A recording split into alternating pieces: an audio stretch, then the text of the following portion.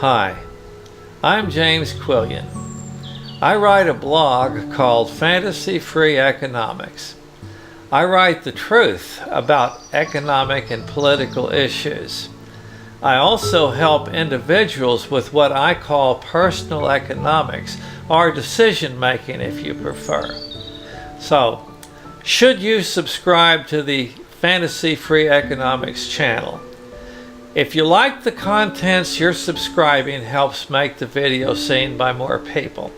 If you would like to help with that, please do. This video is called You and the Stock Market. First, we must answer a question. Are Main Street and Wall Street connected? Yes, actually they are.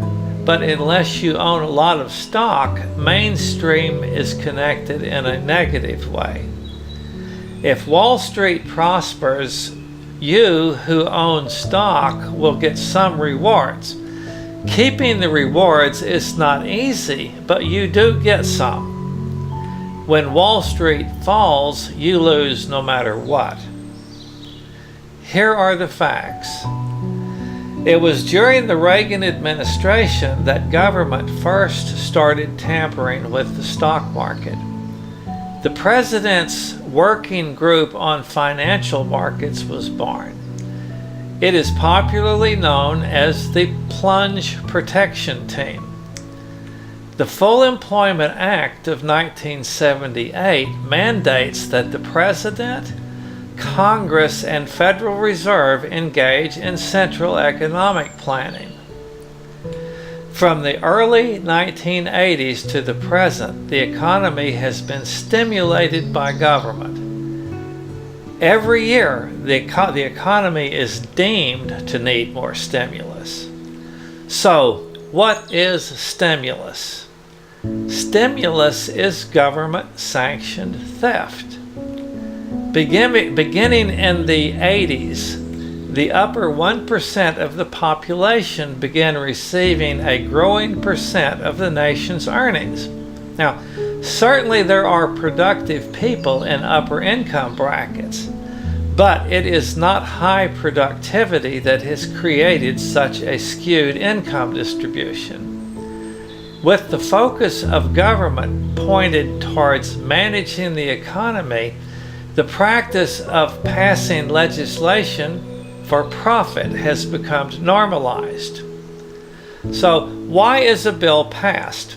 A bill is passed as a means for profit. And the profit goes to the parties who have enough money and power and political power to get the bill passed. For many decades, wages have been kept down and benefits all go to the top.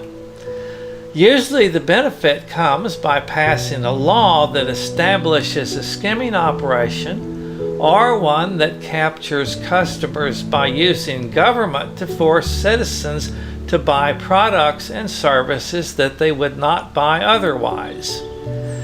The true role of government has changed from that of administering justice to a platform to be used for guaranteeing high incomes for the politically powerful.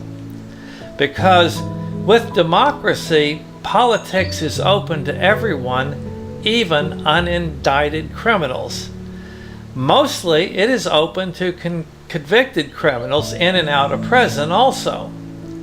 With new opportunities to steal money risk-free by using government, the modern crime syndicate known as the Deep State began flourishing.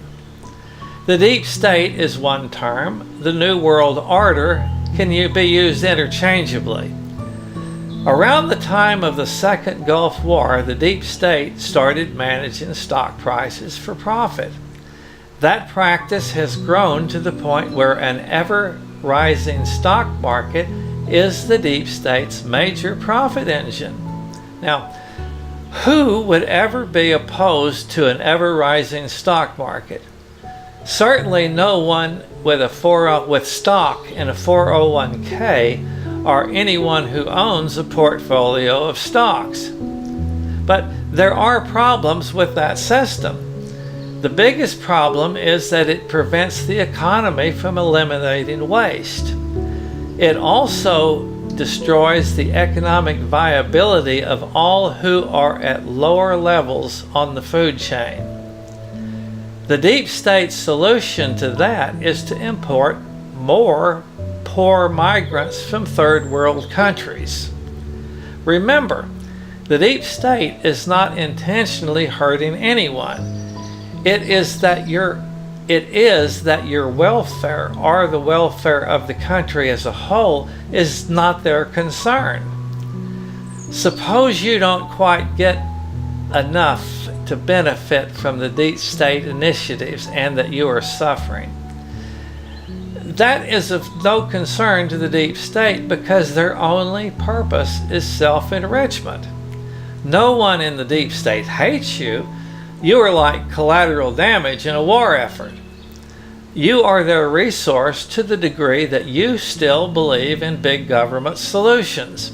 And over time, organized crime has turned the stock market into a cash cow.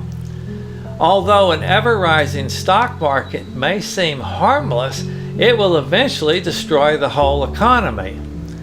It guarantees a very severely inefficient allocation of resources. So if you identify as upper middle class down to really poor, you can expect your money to continue to buy less and less as long as these government-sanctioned income transfers continue.